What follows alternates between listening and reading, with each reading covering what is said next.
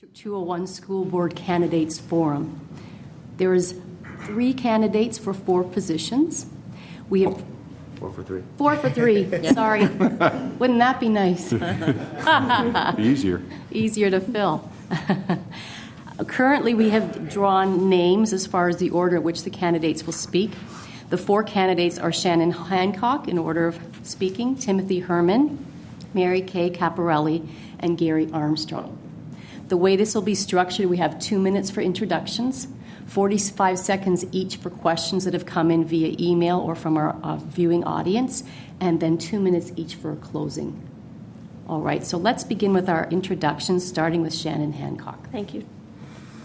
My name is Shannon Hancock, and I'm here today asking for your vote so I may continue to represent you on Community Unit School District 201 Board of Education. I'd like to open by providing a little background information on my education and experience. I am uniquely qualified for the important work of the school board due to my background in both education and business. My bachelor's degree is in education and music, and I was fortunate early in my career to teach music and to run child and adult special education workshops. Over time, work led me to manage customer service, training, quality, and operations teams. Building on my success in these areas, I chose to pursue a graduate degree, and in 2006, I completed my master's in business administration with a concentration in finance.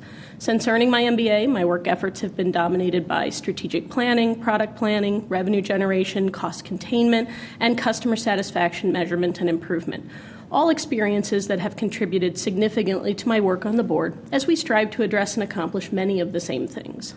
As a current school board member selected by the board during the summer of 2010 to fill a vacant seat, I spend the majority of my time discussing issues and needs with community members, researching topics around school finances, educational success stories, co-curricular partnerships, data utilization, and more, and expanding my experiences in each of the district buildings.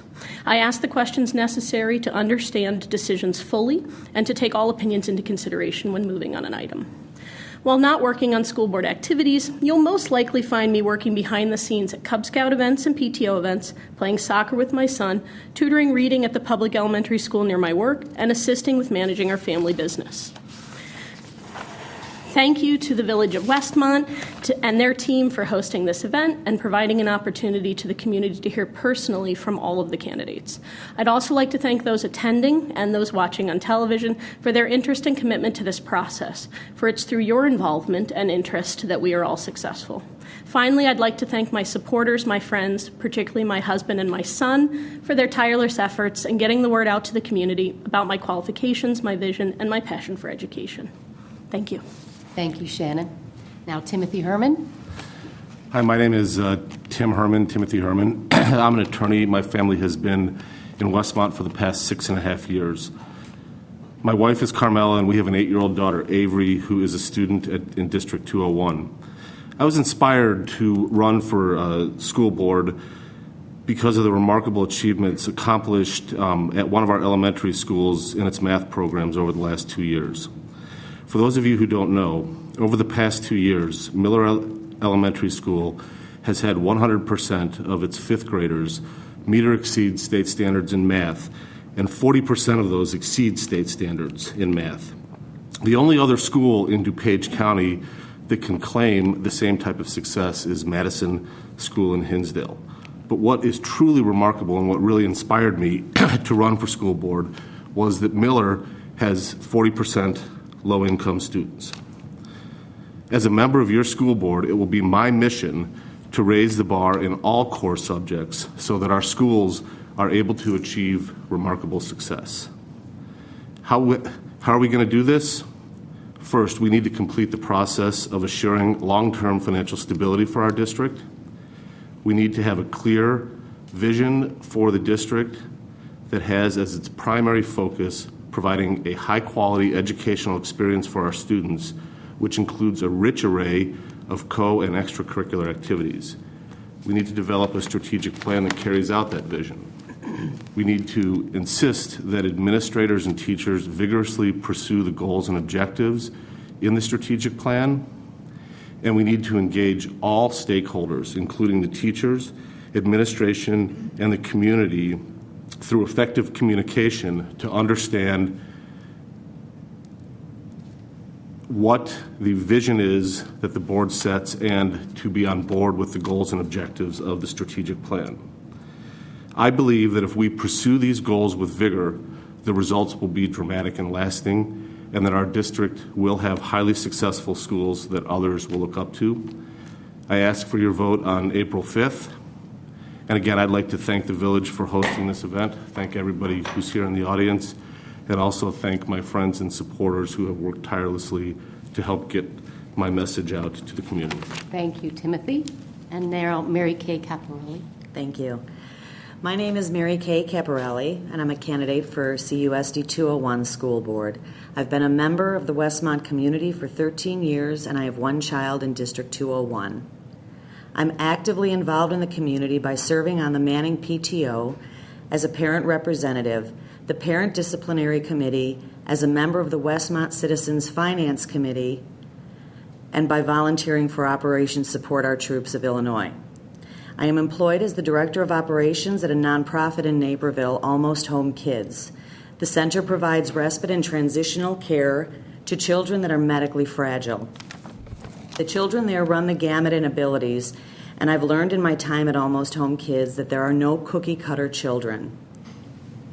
Each child has different needs and different outcomes, and we need to ensure that each and every child receives the full benefit of care while in our charge.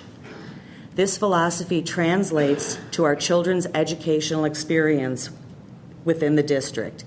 Each child deserves the same shot at a quality education, regardless of their abilities, their socioeconomic standing, or their presumed outcome. I have attended many board meetings in the past several years, and I've been keenly aware of the positive changes occurring on the board, from increased transparency in all things related to the district to a genuine willingness to engage the community on major issues facing the district. This commitment doesn't reveal itself in the election year. It's a genuine commitment. In my case, this commitment began several years ago. My goal in seeking a position on the school board is quite simple. I'm committed to playing a role in ensuring that each and every one of our students obtains a sound academic foundation on which to build a productive life once they leave our school system. I believe that from the local, state, and national levels, our greatest investment should be in our children. They are our future business leaders, mayors, governors, and presidents. The commitment should begin the day they enter our school system and should be fully preserved until the day they walk the stage and receive their diploma. Thank you, Mary Kay. Thank you. Gary Armstrong. Thank you. Good evening. I would like to thank the Village of Westmont for hosting this event and the community for participating. My name is Gary Armstrong, and I am a candidate for school board in CUSD 201. I am a 17-year member of the community and a strong supporter of Westmont. My wife Martha and I have 2 children currently attending J.T. Manning Elementary School. As part owner of a business in downtown Westmont, it allows my family and I to be totally invested in our community. Over the past 4 years, I have been actively involved in working to improve the communication from our school district to the community and the quality of education our students receive. My involvement includes a number of important roles. I volunteer in the math and reading programs at Manning School. This has provided me a rewarding opportunity of working one-on-one with the students who need the extra help, and it needs extra help and understands the needs of our students in their academic settings. For the last 2 years, I've served as a member of the District 201 Discipline Committee, which has given me a broader view of the needs and concerns for all of our schools.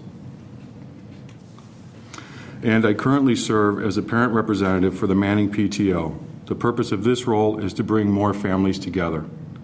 I believe a close-knit, supportive, and involved school community leads to improvements in student achievement. Over the past 4 years, I have attended almost every school board meeting in person in an effort to stay current and educated on the issues our district faces. On many occasions, I have sought additional details to best understand the issues at hand. Please take time this spring to learn about the issues and candidates seeking elected positions on the District 201 School Board, and please vote on April 5th. Thank you. Thank you very much, Gary. Now we're going to start with the questions. Again, just to remind you, you have 45 seconds each to answer the questions. We're going to go in random order. The first question is list up to 3 areas of concern which the school district must address in the near future and what you might recommend. We're going to be starting with Tim. The three areas that I think the school district needs to address, and I think I mentioned at least one of them in my opening remarks, are first, we need to continue the process of assuring that our district has long-term financial stability. And I think the board has done what they can now, but I think that the board is going to face many more challenges in the coming years. So that is one of the areas that we need to address. I also think the district needs to set out a clear vision for where the district wants to go and needs to engage in a strategic planning process. Thank you, Tim. Shannon? The three areas that I think are very important to work on, the vision of what we want our district to be and the strategic plan that needs to be created to achieve that vision. We need to have the financial stability and support in order to be able to achieve what those goals are. And we need to continue to work on the collaboration across all of the constituents of the district so that everybody can be moving towards achieving those visions and goals. Thank you, Shannon. Gary? Well, the three biggest issues, I believe, would be improving academics, controlling our budget, and dealing with our facilities. As many people know, we do have aged buildings in this community, and we need to address those and how we're going to use them all. But clearly the most important thing is always going to be academics. And we have to continue, as a board member, we have to continue to give our teachers every tool possible to help lead our students into the 21st century. Thank you, Gary. Mary Kay? The three objectives in my mind are determine how we will move forward with the facilities. We need to make a decision on that and then act on it. A balanced and sustainable budget, and ensure that each committee of the board contains at least 4 community members representing each building. Thank you, Mary Kay. The next question. Please list up to 3 things that the school board is doing well and should continue to do. We're starting with Mary Kay. Could you repeat the question? Sure. Please list up to 3 things that the school board is doing well and should continue to do. The transparency. I feel that we know everything that's going on in the district. And I think that's really important. I don't feel that there's secrets. I don't feel like there's agendas. I think they're very good at doing that. I think engaging the community has become the community is so involved at this point, and I think it's a great thing. It's a phenomenal thing. I think the work they did toward the budget, balancing the budget, hard fought, but I think they're going in the right direction. I think we're moving in the right direction there. Wonderful. Thank you, Mary Kay. Thank you. Shannon? I think the 3 things that are being done well on the board currently, I would definitely start with the board is setting excellent expectations for the superintendent, who's the leader of our district, around communication and community involvement. And that can be seen through the many community forums, the surveys that have been available recently. There have been significant numbers of outreach that have gone on into our community, and we definitely want to continue that. Second, I think the establishment of some of the community and school administration and staff-based committees, whether it's for finance or facilities, for strategic plan. There has been a tremendous amount of benefit that all of the board and the district has received as a result of the information that we're able to gain, the expertise that we're able to use. And finally, I think that the board continuing to work together. There have been a lot of strides made on the communication and the ability for the board to have a discussion. Thank you. Gary? Thank you. Well, the board has done a few things very well, but probably the biggest of those is communication. They have continuously now engaged the community, which the board needs to do in order to make sure the direction of the schools go the way the community wants them to. Their recent work with the teachers' contract, controlling the budget there, was a tremendous stride for our district, and it's going to make a big difference for us in the very near future and the long-term future. Thank you. And Tim? Well, I think I'll echo the sentiments of all 3 of the other candidates, and I think that the board has done a very good job at engaging the community and reaching out and communicating with the community and really understanding what the community wants out of our district and out of the education. Other things that I think that the board has done very well is moving forward with communication with the teachers through our new superintendent. I do think that major strides were made with respect to the teacher's contract. They're going to pay long-term dividends with our district and with our community. Thank you, Tim. Now, you may have already done this in your introduction, but you may want to expound upon it. Please tell us why you want to be a school board member. Perhaps maybe we might focus on what you specifically bring to the table, your gifts or your talents that maybe others perhaps don't, or something that is your specialty. We're going to start with Gary. Thank you. Well, I have been passionately involved with our district and school board activities now for the past 4 years, so running for school board for me was a natural progression. I just want to be a part of bettering the educational experience for all of our students. The higher the quality of our students, the greater chance of success for the students, and a better school district contributes directly to the vitality of a successful community. Thank you. Thank you. Tim? As an attorney, I believe that I bring a unique perspective in that I've been trained in the art of analysis and asking questions. And I think that's very important on a board such as the school board, to ask hard questions and to have the full discussion on the major issues that are facing the board at the time. And I think that's extremely important for especially some of the issues that we're going to be facing, the facilities issues, the budget issues, teacher contract that's going to be coming up again in a year that we're going to need to ask some very hard questions on and have full, frank discussions on. Thank you. Mary Kay? Thank you. I advocate for children and their families every day, so seeking a position on the school board is a natural progression for me. I understand the obligations imposed by the state and the state's inability to finance those obligations. As the staff liaison at Almost Home Kids on their board of directors, I have a clear understanding of best practices in board governance, and I'm open to different viewpoints, and I recognize great ideas regardless of where they originate. Thank you. Thank you. Shannon? Thank you. I think that there are two primary reasons I chose to first apply for the school board interim position as well as continue through the running process.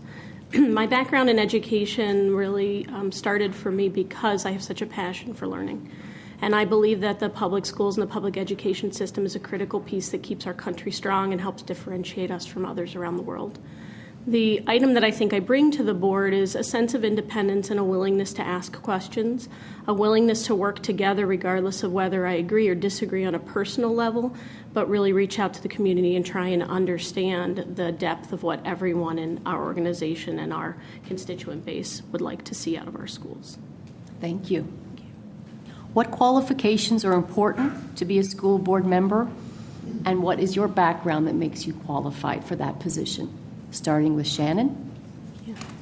As I mentioned in my opening statement, I do feel I am uniquely qualified because I have a background in both education and business. I have taught, I have trained at a corporate level. I also have significant operations management experience, which includes many of the components that we've all mentioned this evening that are part of school board work, including analysis of revenue, understanding of expenses, when and how to challenge the way things have always been done, and how to try to work together with a variety of people of differing opinions to come to a consensus and a decision. I think that that's a pretty important piece of what goes on, and having both aspects of that do make me uniquely qualified for the role. Thank you. Mary Kay? Yes. In my employment, I make critical decisions all the time, and these decisions may impact a family's ability to bring their child home from the hospital, say. I don't make decisions based on hysteria or hearsay. I research. I rely on experts, and I rely on source documentation. My employer is funded in large part by the state of Illinois. I've worked with flat budgets while being required to maintain and improve services. Finding efficiencies is difficult, but not impossible. And when your focus is the well-being of a child, it becomes even less complicated. Thank you. Tim? I don't think there's any one set of qualifications that makes a school board member qualified to be a school board member. I think it's the board as a whole, and I think that the board as a whole should represent the community as a whole. So I think that the board should be made up of 7 people who have unique sets of qualifications that make them qualified to come together and express what the community as a whole wants for the schools. So as far as what makes an individual school board candidate qualified, I think it's the uniqueness of the person, and I think it's their ability to get along with other people in a board setting and the ability to have some level of independence. Thank you. Gary? Thank you. Well, I think the first step or the first qualification is understanding the role itself. For 4 years, I have been attending these board meetings, and what I've watched and witnessed was proved true to me last week at the Illinois Association of School Board meetings. A school board member should be an advocate for the community to the district and from the district to the community. And the most important qualification I think any school board member needs is to understand that role. Thank you. Now we're going to some emailed questions and questions that came in from our audience. I am a manning parent of 3 children who's very involved with the school and the PTO. All 4 of you stressed the importance of the community getting out to vote on April 5th and how you're involved in and passionate about our schools and our community. This election on April 5th is just as important as was the election 2 years ago for our school district. At the time, 4 seats, which is over half the school board, were open, and all of you had a child attending one of the 2001 schools. Did you take the time to vote in the 2009 CUSD201 school board election? If not, why?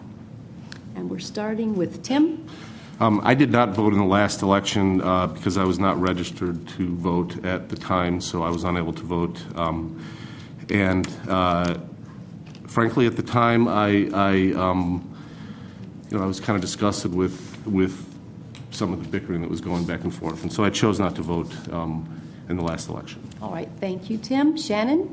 I am registered to vote, but did not vote for the school board candidates in the last election, partially for it being our first year in the district and not fully understanding everything that was going on with the schools, not learning of some of the controversy and some of the topics until very, very close to the election, and not feeling I had enough time to make an informed decision. So I chose not to do so. All right, thank you. Gary?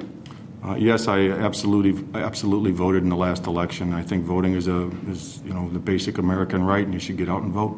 Thank you. Thank you. Mary Kay? I did. All Yes. right.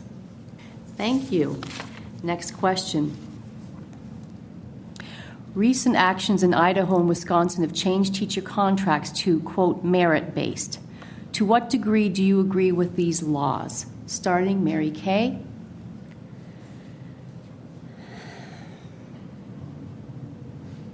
I agree that merit has a place in every employee's increase, movement. I would say I somewhat agree. Okay, thank you. And Shannon? Could you read one more time? I'm sorry. Sure. Recent actions in Idaho and Wisconsin have changed teacher contracts to merit-based. To what degree do you agree with these laws? I don't necessarily agree that it should be a law, but I would agree with Mary Kay's comment that I think merit-based pay should be a part of every person's compensation and employment. In this particular case, I think it should be done in conjunction with the bodies that control all of that employment, and it should be voluntary, not law-based. All right. Thank you. Gary? I believe merit pay should be part of the teacher's contract. Thank you. Thank you. Tim? I also believe that merit-based should be part of the contract. I do not agree with the legislature, though, stepping into what I believe is a local issue and an issue that should be negotiated between a school board and a local teachers union. I think that unions have the right to bargain for the types of contracts that they want to bargain for, and if a local school board bargains for merit-based in a contract, then I believe that we should have merit-based in our contract, but I do not think that it should be legislated by the state legislature. Thank you.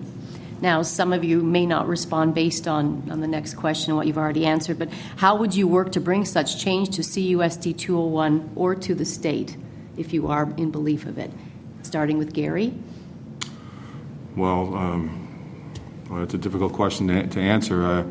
I think you have to look to the state really to lead the way there with the teacher's contract if you're going to try to apply it that way. Because obviously they're a union and you can't just tell them what you're going to do, so you'd have to get the state involved. Thank you.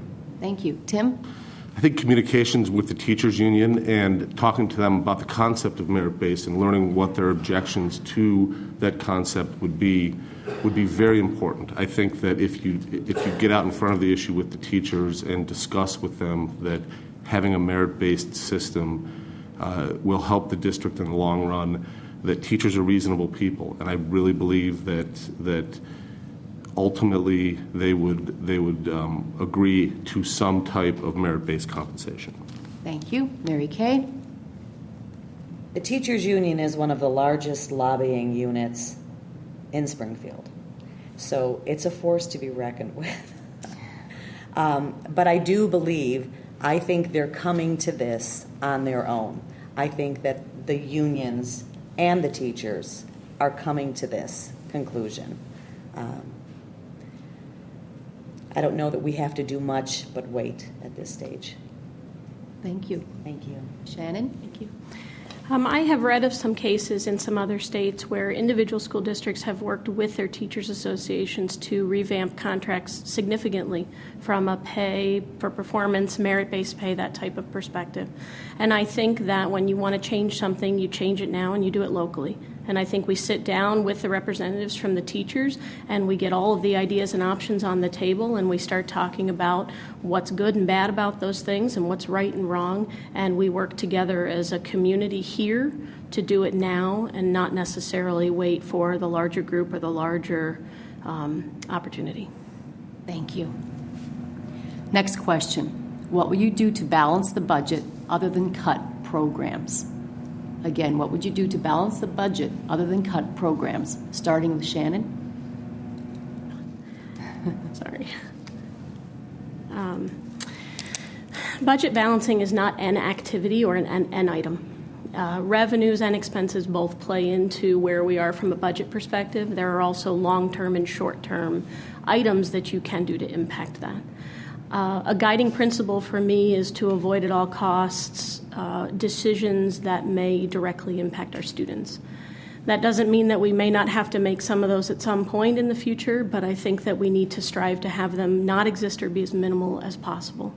From a revenue perspective, there are a lot of scary words thrown around, referendum and other things of that nature. That's not the only way to create revenue.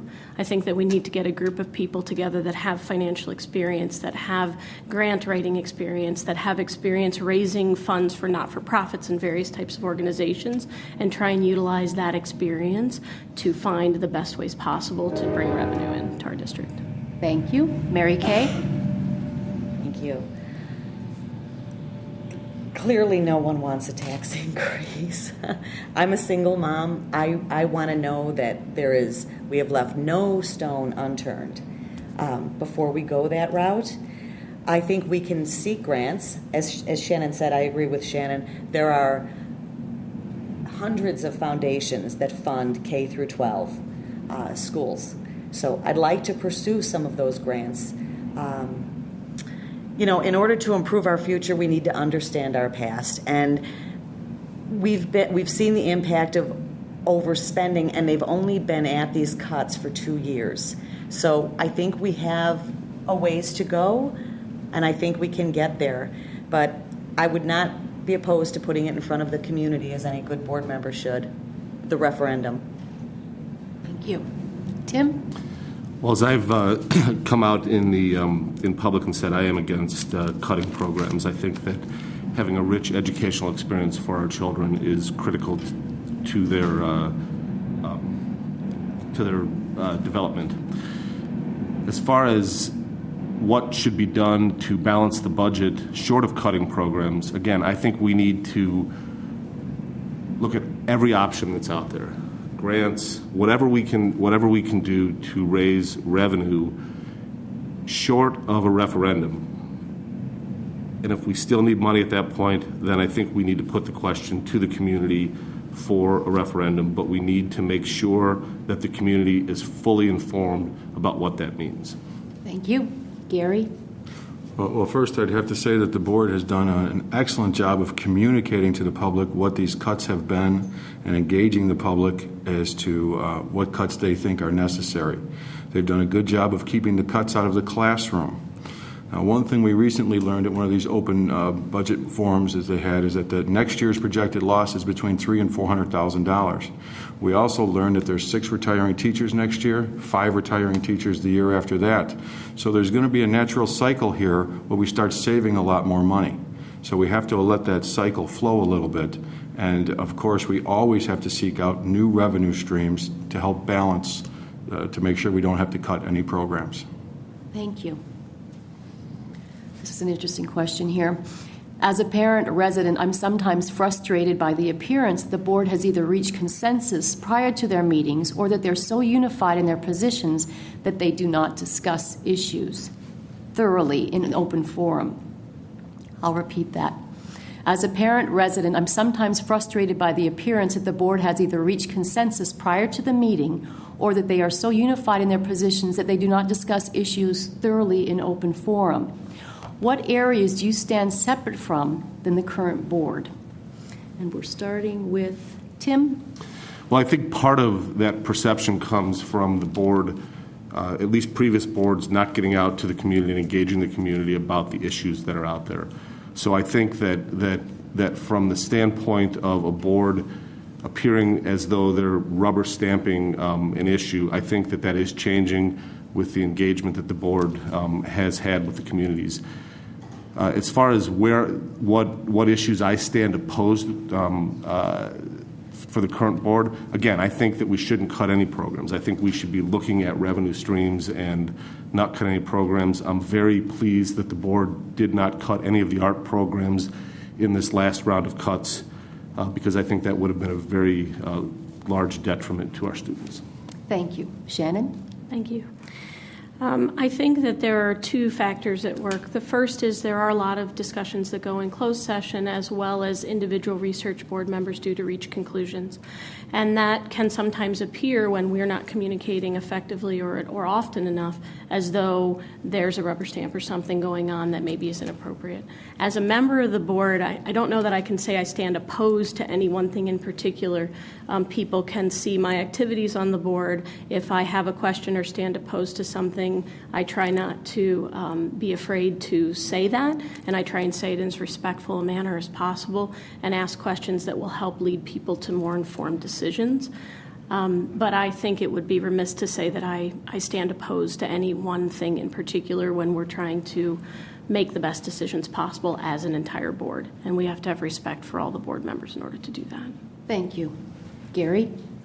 Well, the Board of Education has become a lot more transparent in the last 2 years than it was in previous years. So, I think it's an important thing to realize that. I know that there are sometimes items on the agenda that you see that just seem to go through, but the important thing is that as a board member, you should ask the questions so that the community knows and can be involved in what's going on. It's a difficult process, and you can't discuss every purchase you're making or every decision that's made. But the major topics and the ones that are affecting the community, you should know about by engaging your community. Thank you. Mary Kay? Having attended countless board meetings in the past several years, I don't view them as a rubber stamp group at all. I think there are very robust discussions at the board table, and that's a good thing. I think because there is such increased transparency, the general population has a better idea of what's going on, and there are a lot of good ideas, and I think most everyone recognizes a good idea when they see it. Thank you. Thank you. A final question. Can you provide us with your thoughts on bullying and how this district can take proactive initiative in response to this issue? I'll repeat the question. Can you provide us with your thoughts on bullying and how this district can take proactive initiative in response to this issue? Starting with Mary Kay. Thank you. I think bullying is a big problem. I've sat on the discipline committee, the parent discipline committee, and I can tell you that there are families who have had some substantial issues with bullying. I know they have an anti-bullying week coming up. I'm not sure what the answers are, but bullying can no longer be addressed as just something kids have to work their way through. It's, the nature of the beast. It's not, and it's unacceptable, and we have to fix it. We have to. Thank you. Shannon? Thank you. I think the first step in addressing bullying in our district is to get a common understanding and language around bullying. I've consistently heard varying opinions on what is happening, how severe or significant it might be, and in which buildings. So the first step to taking any action against it is to get everybody on the same page with what it is, where it's happening, when it's happening, and under what circumstances. Then the next thing we need to do is to research and identify things that have been successful in other places, in other cases, and bring some of those ideas into our own district and into our own culture, and set an expectation that that type of behavior and activity is no longer going to be acceptable in our buildings, and that all of the staff, parents, teachers, administration, board members, and our community are in agreement with that decision. Thank you. Gary? Thank you. That bullying question, it's been going on for years, and it definitely needs to stop in CUSD 201. That's one of the reasons why I have sat on the discipline committee meetings, and I've talked to countless people in the community who have all said the same thing. We have a discipline problem in our schools, and it needs to be addressed better. Our student behavior policies need to be reviewed and made more uniform throughout the entire district. We need more teacher and parent input so that we can understand where we need to go with these policies. Thank you. Tim? I think that there should be a zero tolerance policy for bullying. I also think that, as Shannon alluded to, that there needs to be some education, both education from the board, learning what is going on in the schools, as well as education of the community as to what bullying is, so that the community better understands that, and the community can also take some approach to the bullying problem. I do think it's a problem, and I think there should be a zero tolerance policy against it. Thank you. All right, now we're going to end with our closing remarks, starting with Gary Armstrong. You have 2 minutes. Okay, thank you.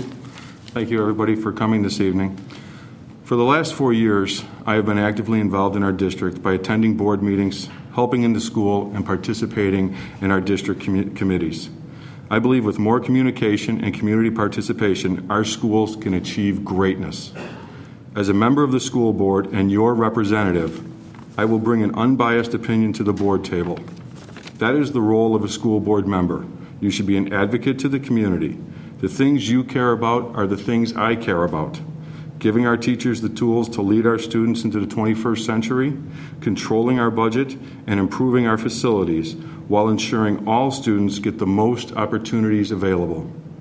Mary Kay Caparelli and I supported the 4 new board members who have started to create the open climate our schools need to succeed. To maintain the momentum of change that has been improving our schools on April 5th, please vote for Armstrong and Caparelli to represent you. Thank you. Thank you. Mary Kay Caparelli. Thank you.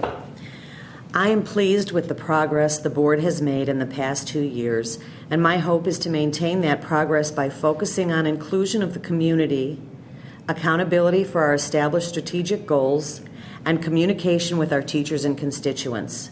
The momentum that we've experienced of late is a real testament not only to the board, the administration, and the teaching staff, but given the invitation and the right climate, the community, which has become fully aware and involved. One of my goals, if elected, is to ensure that the board have a sound plan in place to move the district forward, and that plan is well communicated to the district constituents. This means that there must be a meaningful and healthy discussion at the board table. The district needs to continue to do what's necessary, then what's possible, and before we know it, we will all realize the impossible. I respectfully ask for your vote for Gary and I on April 5th. Thank you. Timothy Herman? As I stated in my opening remarks, I believe that this district can achieve greatness and that we can have highly successful schools that will have dramatic, lasting results for our community as well as our students. I think that we need to make sure that we have a solid plan in place that revolves around a vision that the board sets forward, and that we need to make sure that the community as well as the administration and the teachers implements that plan as vigorously as they can so that we can create an educational environment for our students to learn in and for our students to grow and prosper and become adults. And I ask for your vote on April 5th. Thank you. Shannon Hancock. Thank you. As we look forward to the future of our children, our community, our country, there's more and more realization that education is a cornerstone of growth and success. Each of us as parents, residents, staff, teachers, administration, board members, community leaders, all play a small but very critical role in ensuring that in our little corner of the world, we're doing the very best to ensure that each child is provided with academic, extra, and co-curricular activities that will help them compete in the global economy.